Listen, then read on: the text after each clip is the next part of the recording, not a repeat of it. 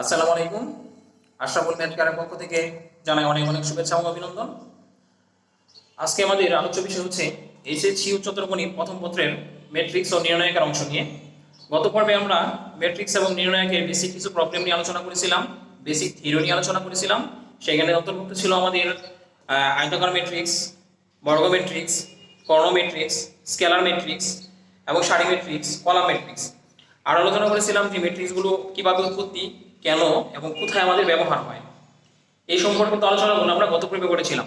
তো এই পর্বে আমাদের বাকি যে আলোচনাগুলো আছে বেসিক প্রবলেমের, সেইখানে আমরা চলে যাব। তো তোমাদের যাওয়ার আগে আমি অবশ্যই অনুরোধ করবো যে গত পর্বের যে ম্যাট্রিক্সের আলোচনাটি আছে সেটা তোমরা অবশ্যই দেখে নিবে। তো গত পর্বে আলোচনার পরবর্তী যে অংশগুলো ছিল আমরা সেখানে চলে যাব। সেখানে আমরা প্রথমে চলে যাব যে রূপান্তরিত ম্যাট্রিক্স। রূপান্তরিত ম্যাট্রিক্সটা কি?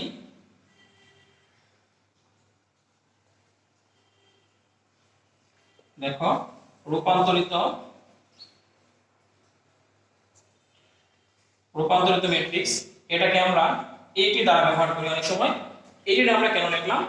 এটি হচ্ছে এ ট্রান্সপোজ, অর্থাৎ এ যদি একটা ম্যাট্রিক্স আমার দেওয়া থাকে সেটাকে আমরা যদি রূপান্তর করি সেটাকে টি ব্যবহার করতে হয় উপরে, অথবা ট্রান্সপোজ ম্যাট্রিক্স বলা হয়। এখন দেখো, যদি আমার এর একটা উপাদান সংখ্যা দেওয়া থাকে এভাবে 3 0 5 0 -9 4, অর্থাৎ এটাকে আমার একটা ম্যাট্রিক্স দেওয়া আছে। যদি আমার বলা থাকে যে এটাকে আমার ট্রান্সপোজ ম্যাট্রিক্সে রূপান্তর করো অথবা এটি বের করো। এখন যদি আমরা এটাকে এটি বের করি, অর্থাৎ আমরা আগে জেনে আসছিলাম যে সারি এবং কলাম, এই ম্যাট্রিক্সের সারি এবং কলামের মধ্যে আছে, সারি সংখ্যা আছে আমাদের এখানে কয়টা? দেখো, সারি পাইছি আমরা এখানে 2টা, আর কলাম সংখ্যা কয়টা পাইছি আমরা এখানে?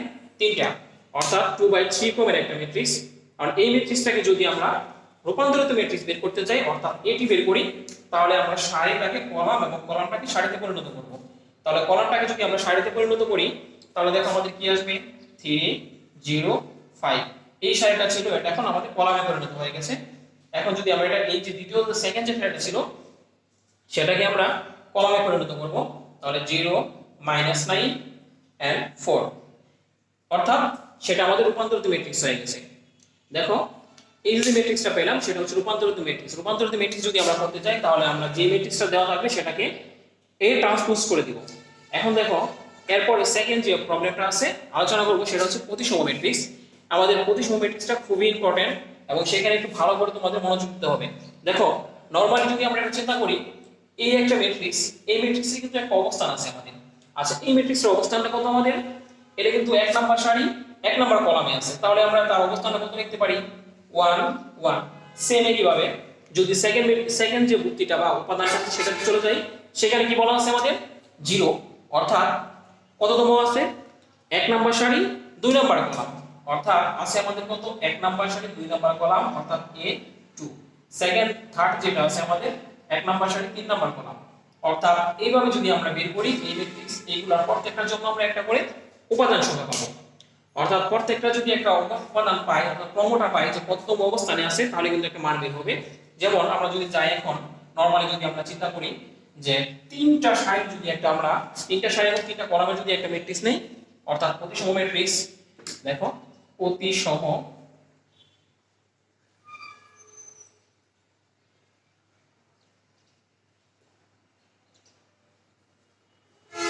দেখো প্রতিসম ম্যাট্রিক্স যদি আমরা এরকম একটা ক্রম এটা বের করতে পারি, তাহলে দেখো 1 নাম্বার, তাহলে প্রথম যে স্থানটা হবে 1 নাম্বার সারি 1 নাম্বার কলাম, সেকেন্ড 1 নাম্বার সারি 2 নাম্বার কলাম, এর পরেরটা আসছে কত আমাদের?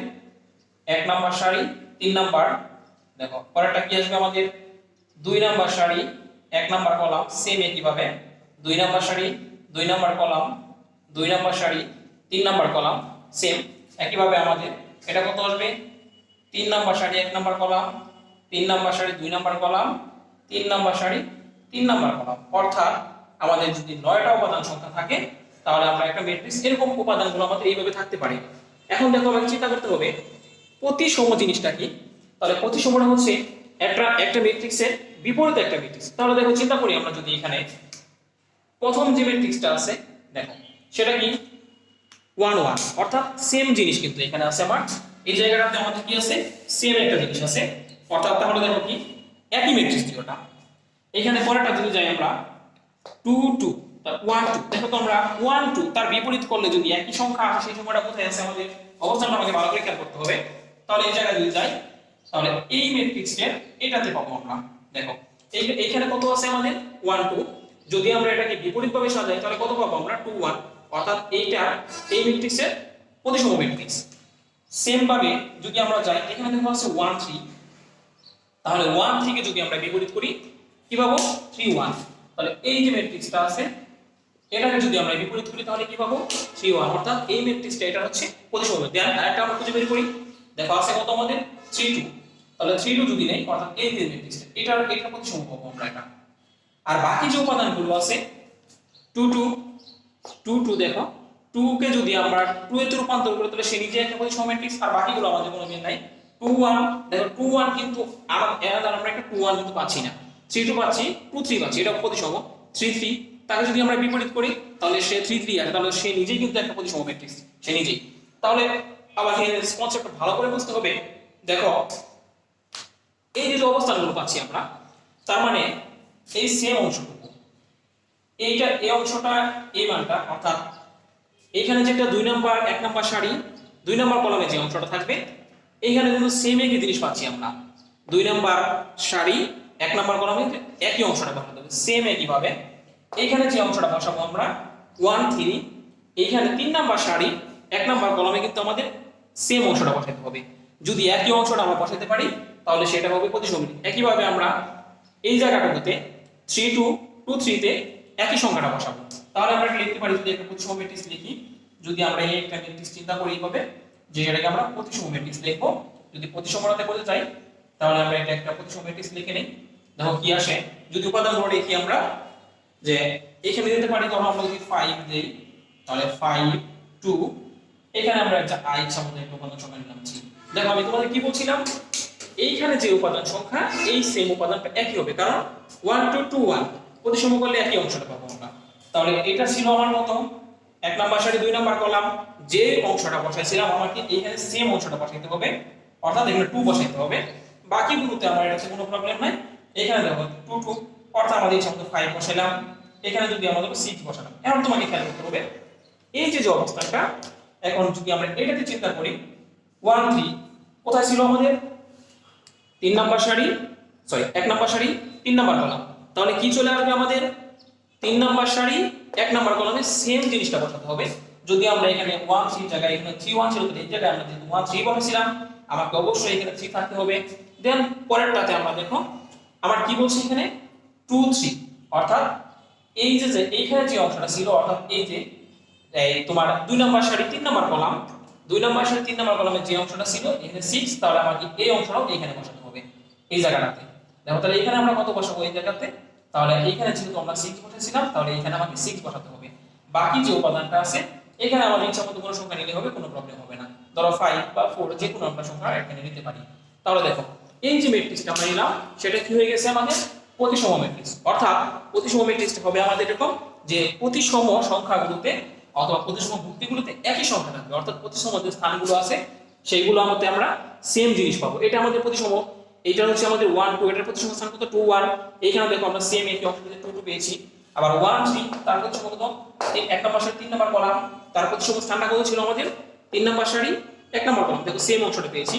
দেন আমাদের কত ছিল 2 নাম্বার সারি 3 নাম্বার কলাম, এটা ছিল আমাদের 2 নাম্বার সারি 3 নাম্বার কলাম, তার প্রতিসম স্থানটা কত 3 নাম্বার সারি 2 নাম্বার কলাম। দেখো এই যে 3 নাম্বার একই অংশটা পেয়েছি, অর্থাৎ প্রতিসম যে স্থানগুলো আছে সেগুলোতে কি থাকবে আমাদের একই ম্যাট্রিক্স থাকবে, অর্থাৎ একই ভুক্তি থাকবে। যদি এরকম সংখ্যা থাকে তাহলে সেটাকে আমরা কি ম্যাট্রিক্স আকারে প্রকাশ করব, প্রতিসম ম্যাট্রিক্স। তাহলে মোটামুটি তোমাদের বুঝতে পারছো যে প্রতিসম ম্যাট্রিক্সটা কোথায় হবে। এটা অনেকটা টাফ একটা ম্যাট্রিক্স, আমাকে খুব ভালো করে খেয়াল রাখতে হবে। এরপরে যদি কোনো প্রবলেম থাকে তাহলে নিচে আমার ফেসবুক আইডি দেওয়া থাকবে, তোমরা অবশ্যই সেখানে নক করবে যদি কোনো বুঝতে প্রবলেম থাকে। এরপর দেখো আমরা চলে যাই বক্র প্রতিসম ম্যাট্রিক্স, অর্থাৎ বক্র প্রতিসম বর্গ ম্যাট্রিক্স। বর্গ দ্বারা আমরা বুঝতে পারছি যে ম্যাট্রিক্সটা হবে সেটা অবশ্যই বর্গ নিতে হবে। আর প্রতিসম এর আগে আমরা পড়ে আসছিলাম বক্র প্রতিসম বর্গ ম্যাট্রিক্স, এটাকে আমরা প্রকাশ করা হয় A equal to A transpose, অর্থাৎ এটা হবে বক্র প্রতিসম বর্গ ম্যাট্রিক্স। দেখো বক্র প্রতিসম বর্গ ম্যাট্রিক্স যদি এটা আমরা বের করি তাহলে a সমান a ট্রান্সপোজ, অর্থাৎ a এর একটা যদি উপাদান সংখ্যা আমাকে দেওয়া থাকে সেটাকে যদি আমরা ট্রান্সপোজ করি সেম ম্যাট্রিক্সটা পাবো, অর্থাৎ একই সংখ্যা চলে আসবে। যদি ধরো আমরা নরমালি একটা চিন্তা করি, এই ধরনের একটা ম্যাট্রিক্স নেই 2 -3, এখানে নিলাম ধরো -3, এখানে 6 নিলাম, এটা আমার a নিলাম। দেখো a এর উপাদান সংখ্যা যদি হয় তাহলে 2 -3 -3 6। এখন যদি আমরা এটাকে ট্রান্সপোজ করি a ট্রান্সপোজ, দেখো এটা যদি ট্রান্সপোজ করি, ট্রান্সপোজ একটু আগে আমরা দেখে আসছিলাম রূপান্তরিত ম্যাট্রিক্স।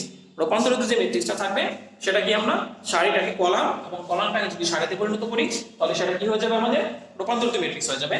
দেন এখন একটু ভালো করে খেয়াল করি, দেখো এটা হচ্ছে আমাদের সারি, তাহলে যদি আমরা কলামে পরিণত করে দিই 2 -3, এখানে দেখো -3 6, দেখো সেম অংশটা কিন্তু আমরা পেয়েছি, অর্থাৎ আমাদের যে প্রমাণটা আসবে a ইকুয়াল a ট্রান্সপোজ, দেখো সেম অংশটা কিন্তু এখানে 2 -3 3 -3 6, অর্থাৎ যদি a equal to a transpose হয় তাহলে সেটাকে আমরা লিখব বর্গ প্রতিসম বর্গ ম্যাট্রিক্স।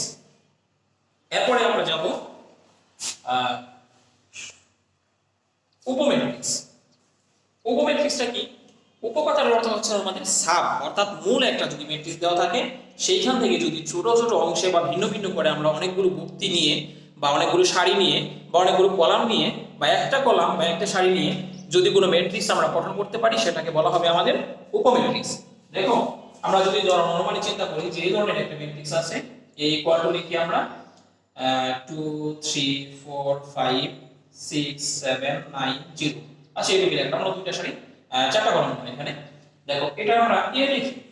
এখন যদি এই জায়গা থেকে আমরা উপম্যাট্রিক্স লিখতে চাই তাহলে দেখো এর যদি আমরা উপম্যাট্রিক্স করি তাহলে আমরা নরমালি এখান থেকে একটা করে সারি বাদ দিতে পারি। ধরো আমরা এই কলামটা বাদ দিয়ে দিলাম সাপোজ, তাহলে কি থাকে আমাদের 2 4 5 6 9 0, অর্থাৎ এটা হচ্ছে আমাদের একটা উপম্যাট্রিক্স। এখন আমরা চাইলে এই সারি এই কলামটাকেও এই কলাম এবং সারিটাকেও বাদ দিতে পারি। যদি এই কলাম এবং সারিটাকে বাদ দিয়ে দিই তাহলে দেখো আমাদের কি থাকবে 2 4 5, তাহলে এই কলাম এবং সারিটাকে বাদ দিতে, তাহলে 2 4 5 কি হচ্ছে আমাদের একটা উপম্যাট্রিক্স। অর্থাৎ মূল ম্যাট্রিক্সটা থাকবে আমাদের এইটা, এইখান থেকে আমরা উপাদানগুলো নিয়ে যে ম্যাট্রিক্সগুলো তৈরি করব সেটাই উপম্যাট্রিক্স। আবার চাইলে আমরা একটা সারি একটা কলাম বাদ দিতে পারি, যেমন ধরো আমরা এই কলাম এই দুটো সারি কলাম বাদ দিতে পারি, তাহলে দুটো কলাম যদি বাদ দিয়ে দিই আমাদের কত থাকে 2 4 6 9, অর্থাৎ এই সবগুলাই হচ্ছে কি আমরা এখানে এক একটা উপম্যাট্রিক্স। দেখো এই সবগুলাই হচ্ছে আমাদের উপম্যাট্রিক্স। মোটামুটি এরপরে কি আমরা শূন্য ম্যাট্রিক্স সম্পর্কে গত ক্লাসে মেবি আলোচনা করেছিলাম যে শূন্য ম্যাট্রিক্স আমরা যদি সবগুলো উপাদান সংখ্যা শূন্য থাকে সেটাকে শূন্য ম্যাট্রিক্স বলা হয়। আর আর বাকি যে উপাদান কাজগুলো আছে সেখানে কি কি আছে আমাদের অতিরিক্ত পার্টের মধ্যে আছে ম্যাট্রিক্সের সমতা। সমতা সম্পর্কে আমরা নরমালি আগামী ক্লাসে আলোচনা করব। সমতা যদি হয় সেটা হচ্ছে যে যোগ বিয়োগের বেলা আমরা যোগ করতে যাই তাহলে দুটো সারি এবং কলামগুলোকে সমান হতে হবে, যোগ এবং যদি বিয়োগ করতে যাই তাহলে আমাদের শর্তগুলো থাকবে সেটা হচ্ছে m = m। সো আমরা নেক্সট ক্লাসে আলোচনা করব ম্যাট্রিক্সের নেক্সট ক্লাসে আলোচনা করব ম্যাট্রিক্সের যোগ বিয়োগ এবং গুণ সম্পর্কিত। আশা করি এই পর্যন্ত তোমরা যে আলোচনাটা করলাম সেটা তোমরা মোটামুটি ভালোভাবে বুঝতে পেরেছো। আর এইটুকু আমাদের খুব ভালো করে মাথায় রাখতে হবে, বিকজ এই অংশটা আমাদের খুব বেসিকটা খুবই গুরুত্বপূর্ণ, কারণ আমাদের ম্যাট্রিক্সের যে পরবর্তী ধাপগুলো আছে সেখানে খুব ভালোভাবে কাজে লাগবে, প্লাস আমাদের নৈবিত্তিকে কাজে লাগবে। এন্ড হচ্ছে যে অ্যাডমিশন টেস্টের বেলা কিন্তু আমাদের এখান থেকে অনেক কোশ্চেন আসে, আমরা অলরেডি দেখেছি এখানে যে বিভিন্ন ভর্তি পরীক্ষায় পাবলিক ভার্সিটির পরীক্ষাগুলোতে এখানে কিন্তু অনেক প্রশ্ন আসে এই জায়গা থেকে। তো ম্যাট্রিক্স এবং নির্ণয়ের পার্টটা তোমরা ভালোভাবে পড়বে। আমার বিশ্বাস যে তোমরা যদি এই ক্লাসগুলো আমি যে ক্লাসগুলো নিব যে ক্লাসগুলো তোমরা করো, আমার বিশ্বাস যে ম্যাট্রিক্স এবং নির্ণয় সম্পর্কে তোমাদের কোনো প্রবলেম থাকবে না। আর নেক্সট তাহলে যে ক্লাসটা থাকবে সেখানে আমরা ডাইরেক্ট ম্যাথে চলে যাব, সেখান থেকে আমরা প্রথমে সলভ করব যোগ বিয়োগ গুণ, এরপরে আমরা যাব ইনভার্স ম্যাট্রিক্সে। আশা করি তোমরা আমাদের সাথে থাকবে। আর তাহলে এই পর্যন্তই আজকে, আগামী পর্বে দেখা হবে, সে পর্যন্ত ভালো থাকবে সবাই। সবাইকে ধন্যবাদ, আসসালামু আলাইকুম।